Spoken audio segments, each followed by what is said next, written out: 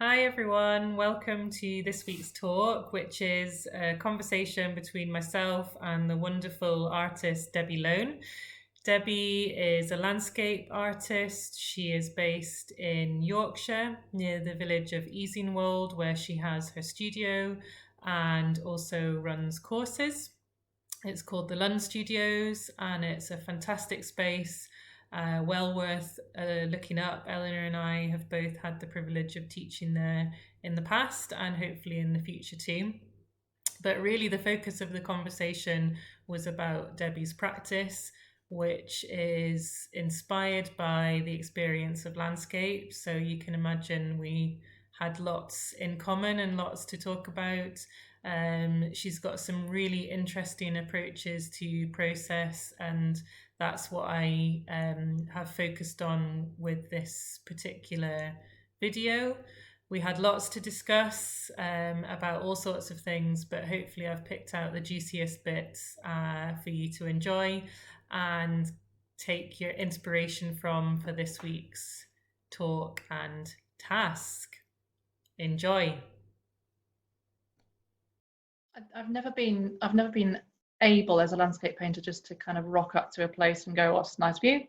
I'll paint this," because it has no particular significance for me. It doesn't have a draw. So I think so. There's a distinction, isn't there, between what makes a picturesque view, in the sense of all the elements in the right place for it to be a lovely sort of painting, but there's a difference between that and then I suppose something that Paul Nash, the artist Paul Nash, he referred to it as the genius loci, or the spirit of place, and it's such an individual thing, isn't it? And it could be just a patch of wasteland at the bottom of your local footpath that has that kind of draw, that constant fascination, or one of the nearer places for me is a place called Hood Hill, which is just underneath the Cleveland Escarpment. I can see it from where I'm sitting. There's a white horse on the hill. Underneath that, there's a small cone-shaped hill, and it's got I don't know. It's got a particular significance to me. It has a particular aura or atmosphere to it, which I can't and don't particularly want to explain. But it's one of those places where I want to go back and make works about it and on it. So yeah, so there's I think you need to seek out these places, and they tell you, don't they, when they want to be part of your life, as it were. And so as a landscape artist, I've always been aware that wherever I spend long periods of time, or wherever I live, that landscape will kind of sort of seep into my subconscious, and after a while I will start to make work about it. But it's absolutely pointless me just saying I'm just going to go to the Lake District for a week and paint views. Yeah. It just doesn't work for me. It's a problem because it makes it harder to operate, but and it also, you just don't know what's going to come out sometimes, especially with my own practice. Sometimes it can be quite a straightforward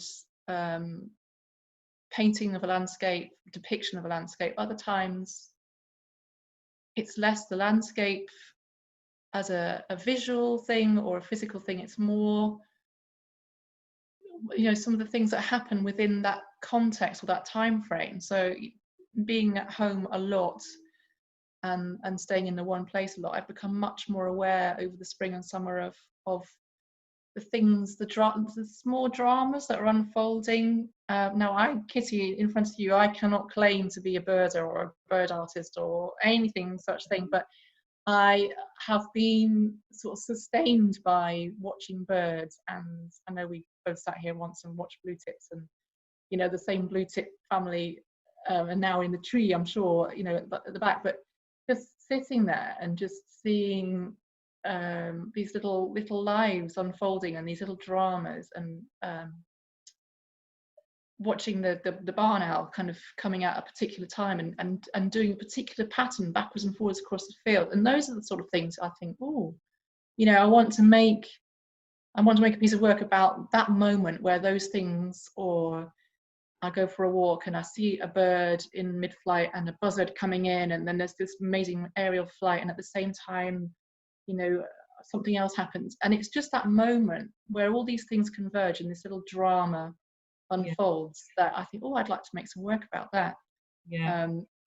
So I mean, I have no idea what will come of that, but at the moment they're just very abstract drawings and things that are quite map-like. So That sounds they, interesting. yeah, they've always kind of sort of been there in the background of my practice, and I've always kind of made work like that, maybe not chosen to show it quite as much, but yeah, so landscape can be lots of, you know, different sort of things, but it's always got to be that familiarity and that deep intimate knowledge that Yeah. informs it, for me anyway. I mean, I think it would be a lot easier if it wasn't the case. Just get on with it. But maybe not as Yeah. satisfying, I don't know. Um, So so I'm interested in, well, the Bridgehouse Art Month of July is all about process. And so right. well, you've given insight already into lots of your processes, but um, do you have a sort of, can you describe your process? So for example, if you do go out into the landscape, what kind of things are you gathering, and then how does that then get reinterpreted back in the studio, or how does that work Oh, broadly? well, obviously, as we were just talking about, for a long time, I felt that I needed to sketch in the landscape or paint in the landscape in the traditional sense of bringing a sketchbook, and then it was more recently when I had the opportunity to do this artist residency for the Cleveland Way, and obviously that presented a real sort of major challenge as to how I was going to conduct myself being an artist in residence on a long distance path, which is quite problematic really. So obviously the first thing I thought of was, oh, I'm going to have to, you know, sit down and be that artist at the side of the path sketching the view, which I sort of started, and then very quickly oh yeah, that's right, I kind of thought, right, I'm going to do all these walks. So I organised the trail, which is 109 miles long. I organised it into sort of sections which I particularly wanted to focus on. I thought, right, I'm going to do the walk, and as I walk I'm going to stop and I'm going to make all these drawings as I go, and it's just going to be this wonderful catalogue. And then, you know, halfway through the first walk I was just spitting with just total frustration, and I just thought, this is not me, this is not what this is about. So I put everything away in my backpack and I just did the walk. Okay. On my own, in a solitary way, did the walk, came back, went straight to the pub, sat there in silence, and just did this kind of real deep meditation on what I had actually experienced on the walk. And it was mostly words, it was mostly descriptions of images that I'd seen, but they were there, and it was that kind of necessary, I suppose, that necessary period between actually experiencing them and then them coming back out. So that's one way of working, and that was and then as a result of that I made a sort of a piece of work which was, I think, 12 pieces, and it was a kind of they were all small panels and they followed on. So some of it was an image of, I'd fixed an image of seagulls. I just sat down for a rest, and the seagulls were they just looked like they were taking just great joy in the thermals, and they were rising up from the cliff in front of me and just having a great time. And I collected quite a few feathers, so there were a lot of seagull feathers or on the path where I was, and I took those away. And then after that, while I was thinking about this moment, I made some ink drawings with these seagull feathers. And when I stood back and thought, gosh, they look like birds. I hadn't really thought to do that, but it was that kind of, so that's my way of drawing, I suppose, figuring it all out. And then there was another one that was just I'd got to the end of the trail and I was actually really in need to go to the loo, and I sort of dashed into public toilet, and there was this fantastic bit of graffiti on the loo door.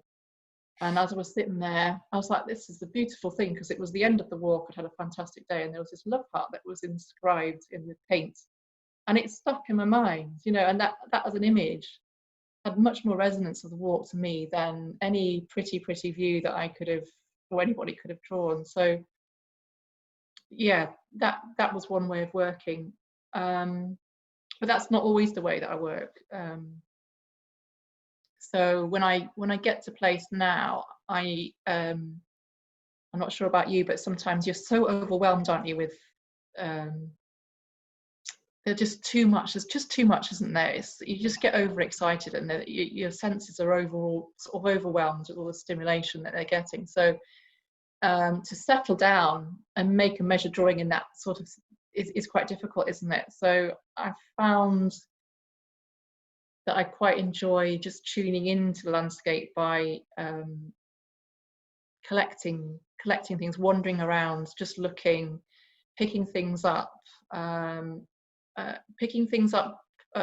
sometimes with a thought that I might make a mark with them, or depending on where I am, if it's coastal, picking up various stones and rocks and seeing whether I might be able to sort of get some colour out of them as well, which is a wonderful thing.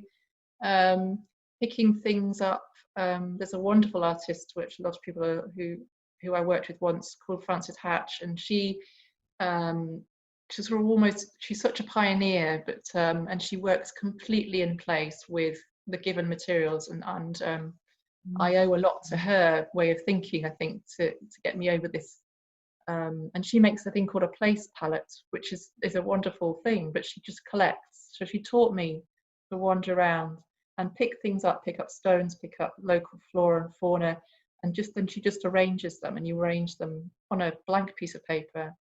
And very often the clues to the colours that you want to use in your compositions are there. So I've taken to doing a form of that kind of, and seeing if there are things that give up colour, and then really in place just making marks and just kind of tuning in by making marks with those things, with those materials. But I don't pin myself down to being too representational at that point. Yeah. So sometimes it's just a muddy splodge which has got colour in it, but to me, when I get back and I look in that sketchbook, I go, that's that colour, and that's that place there. Yeah. And sometimes it's just a little biro scribble in a notebook, which will be enough. It's kind of, I suppose it's kind of a bit like when you go and you sort of sit and you labour at writing a shopping list, and you've got this really long, exhaustive shopping list, and then you promptly go to the supermarket and you forget it, and you're like, but actually, the very act of having written down that shopping list, it imprints it in your brain. Yeah. And so you can remember most of the things on the shopping list. So I often say to people, it's that act of drawing in that place and looking. Yeah. That is the important thing. And sometimes I think maybe some students might forget to actually just sit and look. Sometimes they're so busy making a painting. Yeah. So yeah, I haven't got the answer to it all, but there are different places suggest to me different ways of tuning into them. Yeah, I think that, this is all really interesting, and it's when you talk about a process, and I think people's sort of preconceptions of the artistic process is often that sense of, you get to the landscape, you settle down, and as you say, your mind is focused, and you do a sustained drawing, and then off you go, and everything's great. And actually the reality is there's a lot of head scratching, there's a lot of feeling very frustrated because it's not going how you wanted, there's lots of false starts. And I think, just as you were talking, I was thinking, well, what are some of my what even are they? They're just these things that we develop over time because they help us to get in the right frame of mind, really. I more recently have started to really use the sound of a place and just tune into that initially and then make very intuitive abstract marks in response to that sound, and then sometimes that then gets worked over into a picture, Mm, or it's just mm, an exercise that allows me to get into that frame of mind. And I think the other thing that I find good, you can, and it's picking up on what you were just talking about, that sense of, you know, people thinking that you just sit down and you get on and it's a linear thing, and actually you can sit down and you can get on, and it can be really, you know, after 4 or 5 hours it can just be horrifically awful, not anything that you want to look at. And then, you know, you've got half an hour before the rain comes or you have to go home or whatever, so you ditch that and you do a half hour anything. You know, you've almost kind of lost the will at this point because you just think it's yeah, been such a terrible day, I don't care anymore. And then in half an hour something amazing turns yeah, up. It's yeah. incredibly full of the spirit place. And you know, so sometimes I try to sort of simulate that and time myself, because I think there's something about that. Okay, well, you've got 2 hours to get this down, or you know, there's something. So I want to know a little bit about your use of materials, because you like me are sort of enthusiastic about lots of materials and mixing them all together and all the rest of it. And so can you tell me a little bit about kind of, has that been an organic thing as your practice has developed, or have you always done that? And how does it work? Do you use different materials when you're out gathering information to when you're back in the studio, or how does it all work? Um, right. I think um, that I'm not. I always think I'm not a painter. I don't think of myself as a landscape painter, because I really find that it's something that you said before. We're carrying a lot of weight of tradition about, you know, all these materials and things that come from the past that we and I feel that weighs quite heavily on my shoulders, and I always have done. And so a lot of my practice, I think, is evolved as a kind of very elaborate way of evading having to paint in the traditional sense. So I think very early on, when I was a student, I found myself looking for other ways of expressing what I wanted to express. And it was partly because I was a mark maker. I've always thought of myself as being a mark maker over everything else. And it's a kind of recognition that I have that primal kind of need to make marks more than I do to mix up a color that approximates the color of the sky. It doesn't really interest me that much. But what does interest me is naturally occurring marks and things that you see, and how I can express my feelings very quickly.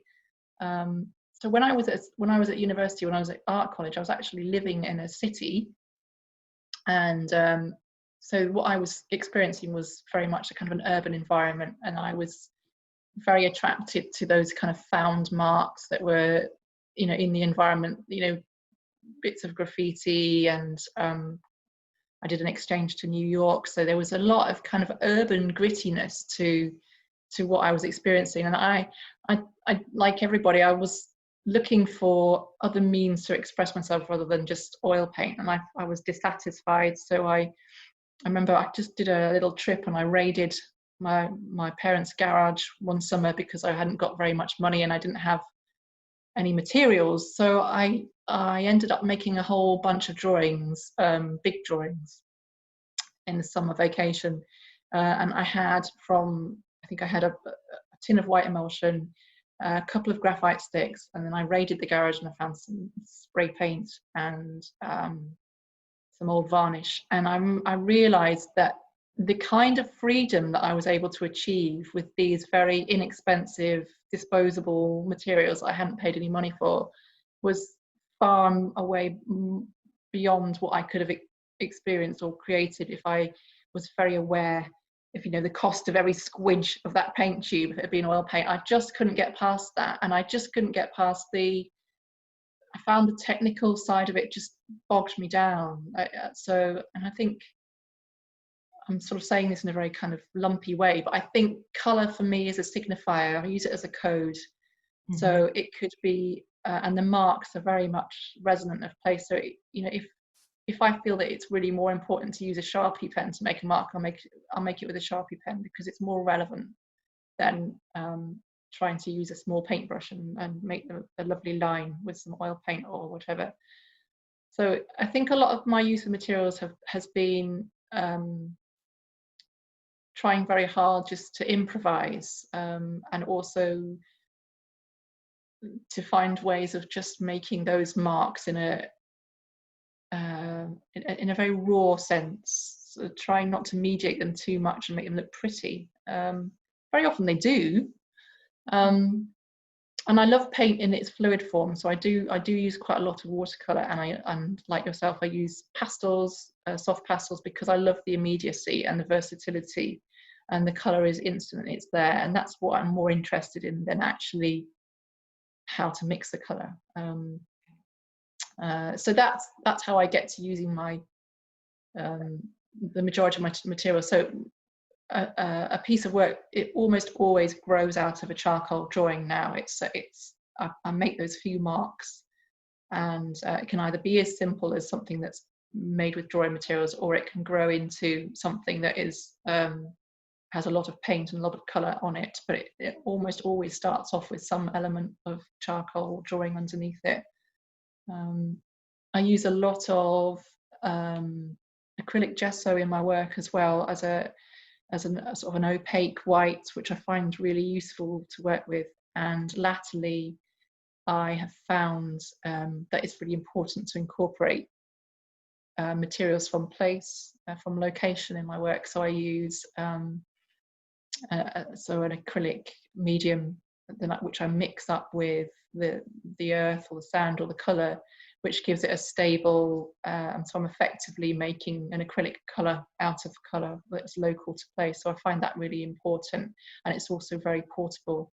So yeah, so those are pretty much, the tools that I use, whether it's a very quick drawing or a much more involved piece. They tend to be pretty much the same materials throughout.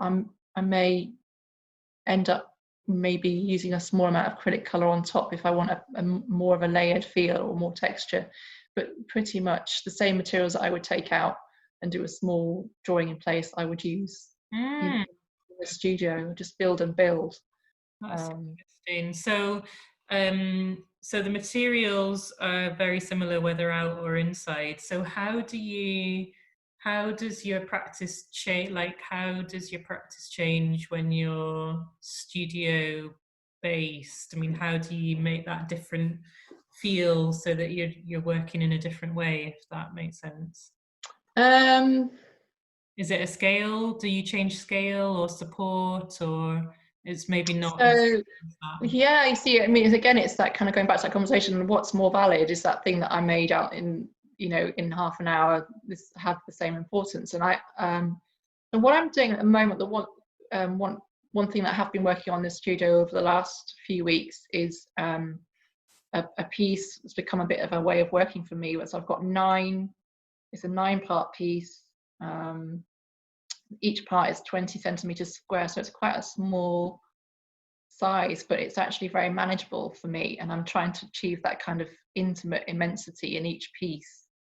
But I'm working over each of the 9 pieces. The piece has got a theme. It's Midsummer's Day on Hood Hill, so that place that I talked about, which was very special to me. And I went up there with my youngest son, and we just sat and did some sketching there on Midsummer's Day. And I knew that I wanted to make a piece about it, but there was no chance of actually doing that, at the time. So in the studio, I collected a certain amount of colours and materials, and then I'm working across all 9 of these panels. I'm not saying that I'm doing anything quite as disciplined as doing one after another, but they they certainly dictate, the first one certainly dictates what the next one looks like, and the next one departs a little bit in some way. And so after a while, I'm working across all 9. So I've got these 9 pieces that are emerging, and I'm not really sure whether it's a passage of time they're depicting or whether it's just lots of different views. But actually, I'm trying not to make it matter at the moment. So the 9 all belong together. There's a certain synergy there, and they get energy from each other, but they are each little kind of entities in themselves. And I'm finding that really interesting way of working. So that's possibly the answer to your question. Is I make sure that I've organised the support, the way I'm going to work. I sort of discipline myself and say, right, these are, you have to stop at this many, otherwise I'd have everything plus the kitchen sink probably in there. And it just comes. I'm afraid I work very intuitively, so it's quite difficult to explain, but it's you just kind of know when something is working or not working. But yeah.